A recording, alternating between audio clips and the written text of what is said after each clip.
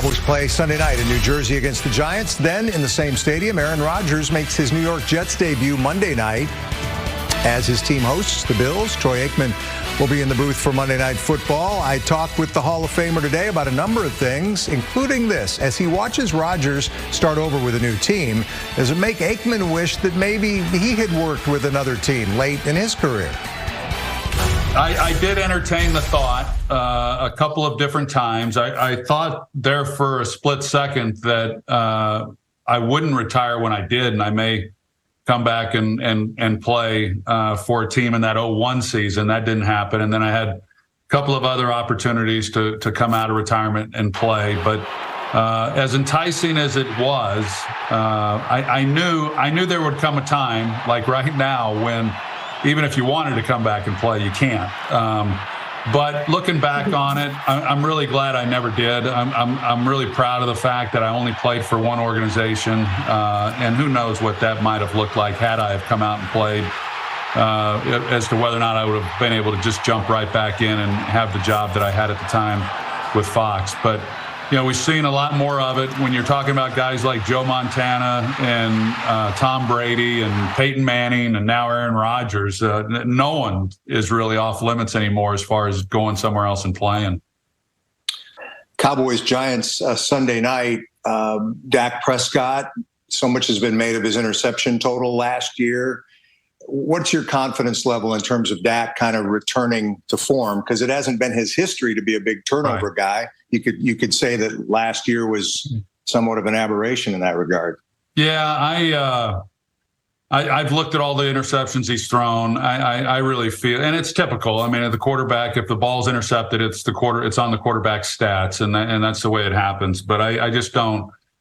I don't feel like he was necessarily reckless with the ball. I think there were things within the passing game that hurt him. I think some things needed to get cleaned up. I'm assuming that will happen with Mike taking over as the play caller. But I think the real key, whether it's for Dak or the rest of this team, is that they've got to figure out how to play better football when they get into the postseason, because they put themselves in a good position. They just haven't played their best ball. But as far as the interceptions, and a lot of discussion about that this year, this offseason, it's not a concern of mine at all. And I can't imagine it being much of a concern, if at all, for anyone within the organization. We said this a few times, I guess, a few seasons since you retired, that this roster looks truly loaded, maybe Super Bowl caliber. Is it overstating it to say this is one of the better rosters that you've seen since your heyday in the 90s? No, I don't think that's overstating at all. I think Will McClay and the personnel department really has done a fantastic job, not just this year, but in recent years. And I thought the moves they made this offseason were really good. I love Brandon Cooks as a wide receiver.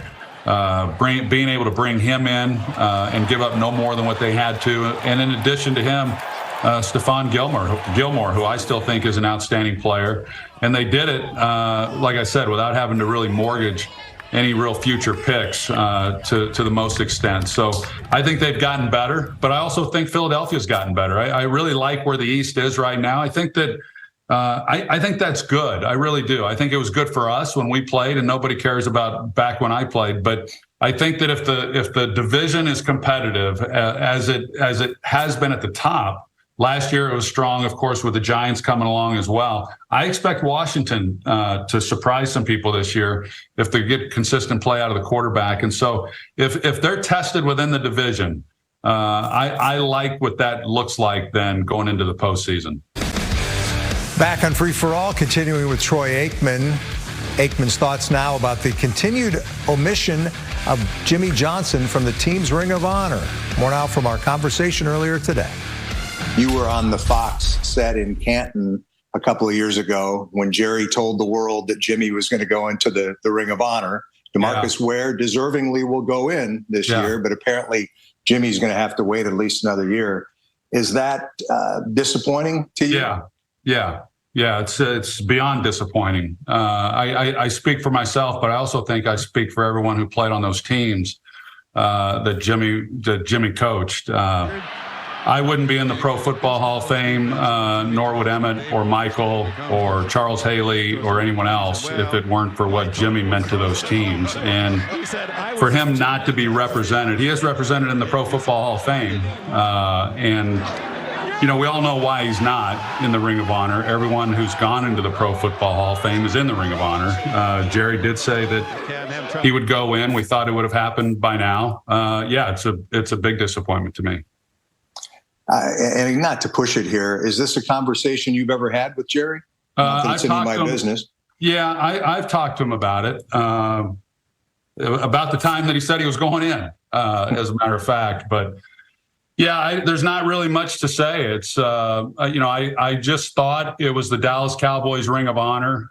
He's made it the Jerry Jones Ring of Honor, and it's just disappointing that Jimmy's not up there.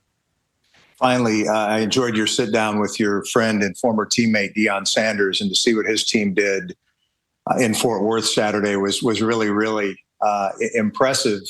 I guess, what has been your impression of the way that Deion has managed to throw this thing together, not throw it together, build this thing in Colorado, and had so much success already? Yeah, I don't know when I've last been this proud of somebody, to be honest with you, Mike. It just what he's been able to do. I know that for what we do, we talk about it. We talk about what these coaches do and these players do, but the ones who get out there and put their reputations on the line and jump into the arena, as he did a few years back when he took the Jackson State job. Even when he took that job, I thought that was, really saying a lot about him. And then the job that he was able to do. And then, of course, the way his season got off to the start last week with the upset of TCU. It's obvious he's a heck of a coach. He's put together a great staff.